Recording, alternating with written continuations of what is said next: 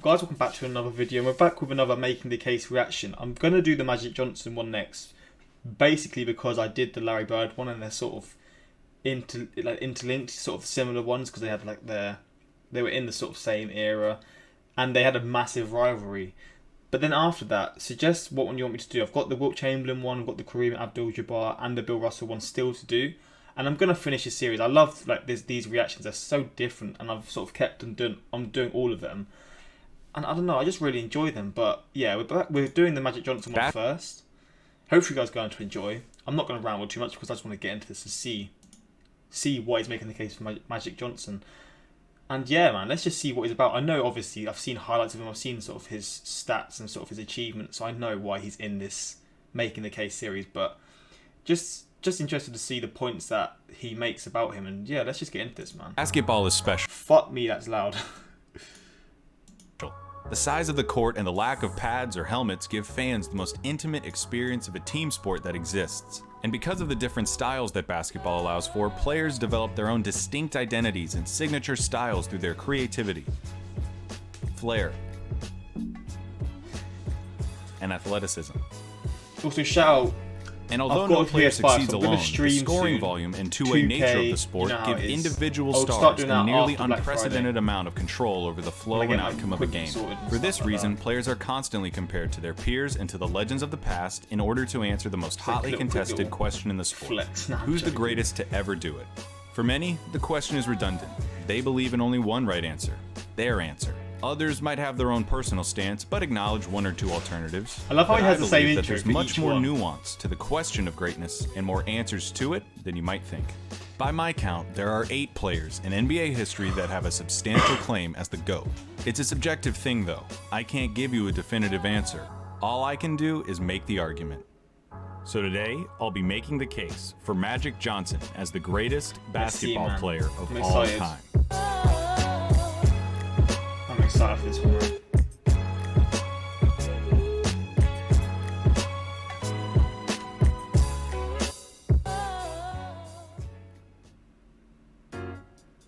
The year is 1979. Professional basketball in America is at perhaps the lowest point in its history. No one is going to games. The ratings are... It's the same sort of start to the Larry Bird one, like the same sort of idea. And I'm guessing he's going to talk about, again, how their rivalry sort of helped bring it back. Obviously, not just that, but they were a big influence. Garbage. None of the players are very marketable, and the product is so bad that CBS isn't bothering to air playoff games live. Things look bad. Enter Earvin Johnson. Johnson bested Larry Bird's undefeated Indiana State Sycamores in the 1979 NCAA Championship, an event that retains the highest TV rating of a game of basketball ever. That is actually crazy, you know. When the Lakers used their #1 overall pick to make Johnson the first underclassman ever to be taken as the top draft choice, you have to wonder if they knew exactly who they'd just drafted. How could they have known that they had just drafted a player that would become an icon for their franchise, for their city, and for a generation of basketball history? They didn't draft Earvin Johnson, the prospect from Michigan State. They drafted Magic. Right off the bat, for whatever it's worth, Magic Johnson has the coolest nickname in NBA history. It fits him to a T and is really the name that everyone knows him by. It's true. It's not like his last name is superfluous, like with Kobe, LeBron, or Kareem. And it's not like his last name is eternally iconic, like Russell, Jordan, or Duncan. It's just Magic. Johnson came into the NBA and immediately injected it with life like he was an epinephrine pen. Magic's winning smile, charismatic interviews, and revolutionary play style introduced the league to a pulse and a personality it hadn't known since Wilt Chamberlain. Before long, he became the frontman of a team that would be known by its own distinct nickname, Showtime, like it was a piece of theater or art in and of itself. He was the lead man of the most popular show in Hollywood. In a city full of celebrities, he was the main attraction. Not only did he have the smile and personality to carry a name like Magic, but he also had the... He just looks like a happy person, you know. He's got that sort of... He's just got that smile. You look at him and he just doesn't look sad. I don't know. Maybe, obviously, there's probably been cases where he has, but I can see why. I don't know. He just looks like he's just a happy person. Basketball aptitude to pull off a team called Showtime. What did he do with that aptitude? God. He damn, won look 5 at that, championships, man. a half-decade's worth, and appeared in 9 finals. Only Kareem, Bill Russell, and Sam Jones have appeared in more. He won 3 That's regular ridiculous. season MVPs in a span of 4 years, won 3 finals MVPs, made 12 All-Star teams, and was selected to 10 All-NBA teams. And keep in mind that all of these accomplishments took place in a 12-year career, 11 if you want to mention his injury-shortened 81 season. Magic only spent 3 years of his playing career watching the finals from home. I spent more years trying to graduate from college than Magic spent not making the finals. That is insane. His HIV diagnosis came right on the heels of a season in which he finished as the runner-up for league MVP, was selected to first-team All-NBA, and competed in the NBA Finals. It is not hyperbole or exaggeration to say that Magic's career was cut short while he was still 90% as good as he'd ever been. Those 12 Wait, so when he was, because I remember hearing about I remember hearing about this. Did he have to retire as soon as it happened? Because I mean, I guess he did, didn't he? Or did he just sort of not have the push to like do it anymore? years were enough of a basketball pedigree, though, that even now, some 30 years later, he is still universally considered the greatest point guard of all time. Let's see how old he was when he retired. Magic Johnson. Retirement. I can't type. Age. At 30. Oh, no, to be fair, so he actually retired at 36. Oh. Oh. Oh, wow. Yeah, I remember hearing about that. It's actually such a... Like, imagine having to retire because of that. It sucks, man. A fact made both impressive and unfortunate considering how much more he had to give. Still, Magic's career stacks up against anyone else with a claim to basketball's highest throne.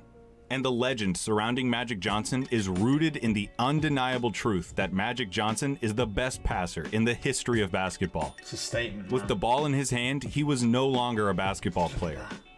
He became a force of nature. His movements became That sublime pass is and fluid. disgraceful. These passes aren't coming from Magic. Oh. I refuse to believe that any human could do this kind of stuff so routinely without divine intervention. These guy's passes are taking coming the from the piss. basketball gods, and Magic Johnson became their instrument. To convince you, I shouldn't need to show you anything other than his ability, but the stats bear it out. Magic has the highest assist per game average ever, and also has the most assists in NBA playoff history. Jesus, man. That is Magic's real. skills extended beyond just passing, though. Too big to be guarded by traditional point guards and too quick to be guarded by slow-footed forwards, he created matchup problems every time he brought the ball across midcourt. His speed with the ball was unrivaled, and accompanied with his remarkable rebounding proficiency, was a key feature in the Lakers' fast break offense. He was adept at finishing with either hand, something he did often thanks to his underrated first step. Years of practice by himself and with Kareem helped Magic develop a high post game that added yet another dimension to his offensive skill set. He's got everything. Magic was also adept at picking his opponent's pockets, Absolutely leading the everything. league in steals per game twice. What? This skill set is made even more impressive when you remember that Magic was the same height as Karl Malone. That might be my favorite thing about Magic, that he was a true, authentic point guard who Oh happens to my be 6'9". It wasn't like with Tim Duncan, who played power forward but people say was actually a center, or how James Harden is listed at shooting guard even though he plays more like a point guard. Magic was an honest-to-God point guard who could also play every position on the basketball court. I tell you what, he just looking off his clips alone, he just looks like he was ahead of his time. He was ahead of his time, man. The movements that he's doing, it's like he's in the Matrix, man. It's crazy. As an individual defender, Magic was capable, never a lockdown guy, but he was as versatile and as switchable as they come. And with such solid rebounding numbers, there were no holes in Magic Johnson's offensive game. When I say that Magic immediately began making an impact on the NBA, I do mean immediately. His rookie year is still one of the most successful campaigns a first-year player has ever had. He took over the job as starting point guard and helped guide the Lakers to 60 wins and a berth in the NBA Finals, where the What? Lakers faced Julius Erving's Philadelphia 76ers. The series was competitive throughout, with each contest being decided by 10 points or fewer through the first 5 games. So in comparison, that's like, obviously the Lakers had a good team anyway, but that's like Zion Williamson taking the Pelicans. I mean, it's probably a bit harder for him because his team isn't as good as the Lakers was, but in terms of like the rookie numbers to the finals, and when you think about that, that is insane. Like, I guess it's harder to look back and appreciate it because it was so long ago, but when you hear like that, like if that happened nowadays, that would just be mind-blowing. Like, so you got to rate him for that, man. As a rookie in Game as well. 5, Kareem Abdul-Jabbar, the reigning league MVP and the Lakers' best player, badly sprained his ankle. Kareem was able to return and will his team to a 5-point victory, putting the Lakers ahead in the series 3-2. With only one more win needed to clinch the title, Kareem was ruled unavailable for Game 6 in Philadelphia. Oh my God. Magic was then called upon to start the game at center and try to replace Kareem's 33-point-per-game average in the series. Magic answered that call and delivered one of the most memorable basketball performances by any player ever. As a rookie. 42 points, 15 rebounds, 7 assists, 3 steals, and a block. All as a 20-year-old rookie playing on the road on basketball's highest stage. For his efforts, insane. Magic was named Finals MVP, the first and only rookie to win the award. What? In the years that followed, Magic's basketball journey would be inextricably linked to that of Larry Bird. It's nearly impossible to talk about one without mentioning the other. In my Making the Case video for Larry Bird, I brought up arguments that could be used in favor of Bird's superiority. And because this is a video about Magic's claim of supremacy, I figure I ought to do the same for him. Which is why I love his content. You first have to give credit to Magic for being the most decorated player during perhaps the most talent-laden period the NBA has ever seen. Including his finals opponents, Magic faced competition like Olajuwon and Sampson's Rockets, Tom Chambers' Suns, Mark Aguirre's Mavs, Isaiah Thomas's Pistons, Moses Malone and Dr. J's 76ers, Michael Jordan's Bulls, and Bird's Celtics. Magic's detractors might try to devalue his team's success by pointing out that he played for a remarkably talented team thanks to a brilliant front office. Because of his team's talents, these detractors say, Magic can't be individually credited for their success. In the interest of making Magic's case, though, I'd first acknowledge that yes, Kareem Abdul-Jabbar was the best basketball player in the world for nearly the entire 1970s and had already led a team in Milwaukee to a championship by the time Magic arrived in LA. Yes, James Worthy was one of the most polished and accomplished prospects to come out of college basketball in some time.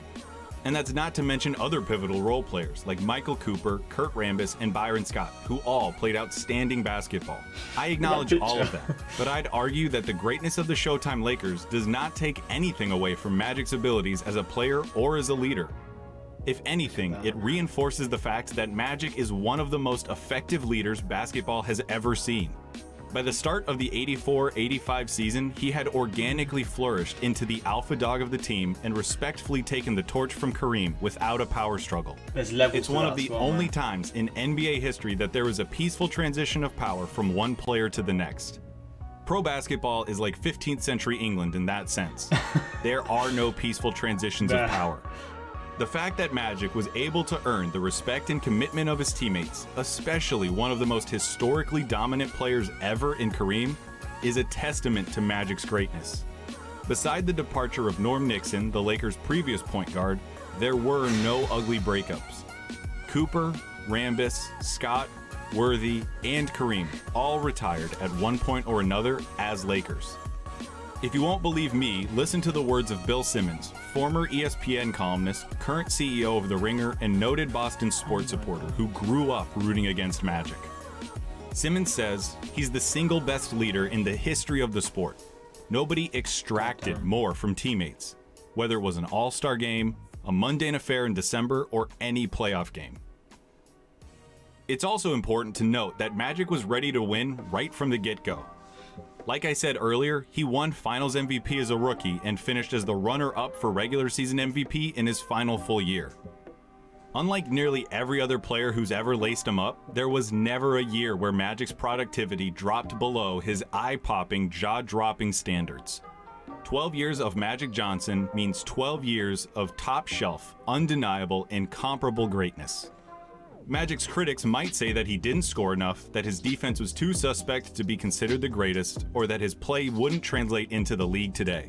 To all of that, I'd argue that one of the best things about basketball is how many different ways there are to win. You can be a 6'3" sharpshooter like Steph Curry and revolutionize the game, a 7'1" behemoth like Shaq who dominates the league, or anything in between. There are so many viable ways to play the game that have all resulted in championships, MVPs, and the like. Magic's play style allowed him to control the game with a vice grip and tailor it to his specific brand of basketball. What's a player supposed to do when it comes to how the game might evolve in the future? When people talk about the way Magic played, they sometimes talk about it almost like it's a kind of historical casualty. That bewilders me. What Magic did worked really well. Why should he have done anything different? Magic changed the NBA for the better. He was the first positionless player, someone who broke the mold and opened the basketball watching public's eyes to the possibilities of letting great players do what they're great at, rather than just fulfilling the traditional roles of their size or position. As the game evolves more and more into a positionless sport, Magic's influence and value only become more and more apparent. Yes, true, man. His Showtime Lakers also became one of the first teams to make the game of basketball aesthetic. The speed, athleticism, and skill we all enjoy today is due in part to Showtime and Magic Johnson. In my video about Larry Bird, I gave him a lot of credit for saving the NBA, and deservedly so. Larry was a pioneer of basketball and contributed immensely to the explosion of the game's popularity. But for every breath of fresh air that Larry contributed, Magic did the same. You can't talk about one without the other because it was the rivalry between the two that really saved the league. The fact that they competed against each other in such a high-profile game in college, had nearly polar opposite personalities, were of different races, played for the two most historic teams in the country, and met each other multiple times in the finals, all cements theirs as the defining rivalry of the NBA. Despite the differences in their personalities though, their games were remarkably similar. Team-first, success-oriented mindsets and proclivities for passing were trademark features of both their styles. Those styles met 3 times in the finals, each in legendary fashion. Right, to witness this Magic would have the last laugh though, with 2 championship series wins against Bird. By the time the 1987 finals, their last series against each other, rolled around, Magic had developed a killer instinct and flair for the dramatic matched only by his rival. In Game 4 of the series, with the Lakers leading 2-1, Magic all but iced the series with the most legendary shot of his career. Down 1 with seconds left in a raucous Boston Garden, Magic ripped the heart out of every Celtics fan with his baby sky hook.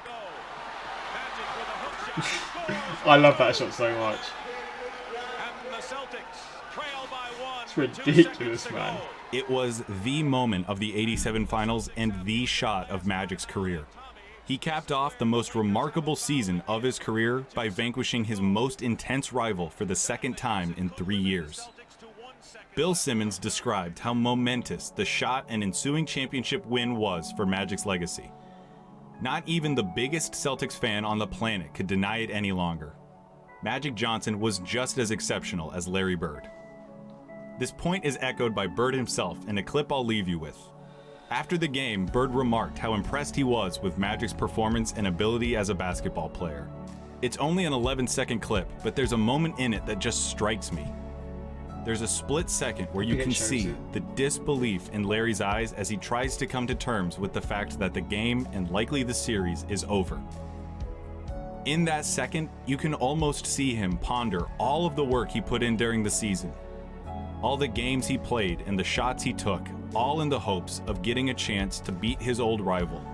And then he has to reconcile the fact that that old rival got the better of him, plain and simple. Bird wasn't alone in having to reconcile being beaten by Magic Johnson. Magic still maintains the highest win percentage for a career in NBA history. It's the same thing countless players and coaches had to come to terms with during Earvin Magic Johnson's 12 magical years with the Los Angeles Lakers. Here's Bird, summing it all up with a look. I'm excited for this, man. Magic's just a great basketball player. He's the best I've ever seen, you know.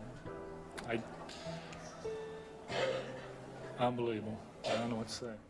He's getting like teary-eyed, man. What a way to end this. Hey there, friend. Thanks for watching the video. If you liked it, maybe go ahead and subscribe. Shout out to him, man. Give him a subscription. If you're not already, give him a subscription, because I'm not actually subscribed. What? We'll do what I did. I don't know why I'm not. I feel like YouTube's unsubscribing me from a lot of people, because I would definitely be subscribed after that. But, mate, another crazy good video. And I just love this rivalry between Magic Johnson and Larry Bird. The respect that they showed for each other, because at the end of the day, like they seem to be like both of each other's like worst enemies, but they respect it and they sort of have like a nod of appreciation for each other. Larry Bird said he's the best player ever, and Magic Johnson in the last video said it back to Larry Bird like when he retired. So it's just like, man, it's just when you respect someone like that, you just realise, like you truly realise like just how great they really were. Today I'm going to be making the case for this is the greatest basketball series of all time. Honestly, man, wasted the world's best porn star name on a basketball career. Really enjoy the series. It's refreshing to have this gut conversation in a way which celebrates the game's greatest legends without tearing them down. Amen to that, man. Amen to that. This channel is severely underrated and the content is amazing. This channel will blow up really soon. Honestly, I don't know how this doesn't have millions of views, man. It's insane. I love reacting to this series so much. So much, man. I just, it's so refreshing to see these videos, man. But we've got 3 left. Which one next? Do you do Kareem? Or do we like the other ones that we've got to do? Like, suggest which one you want next, because I love doing this and I'm going to do it. I'm going to finish the series without a doubt because it's just so enjoyable, man. But hopefully you guys enjoyed this reaction. What are your thoughts on this? Like, what are your thoughts on Magic Johnson as a player? I mean, looking off these clips alone, ridiculous. But looking off his stats and like the things he had to deal with, like, my God, what a baller, man. What a baller. But yeah, hopefully you guys enjoyed this reaction. And until next time, like, subscribe, peace.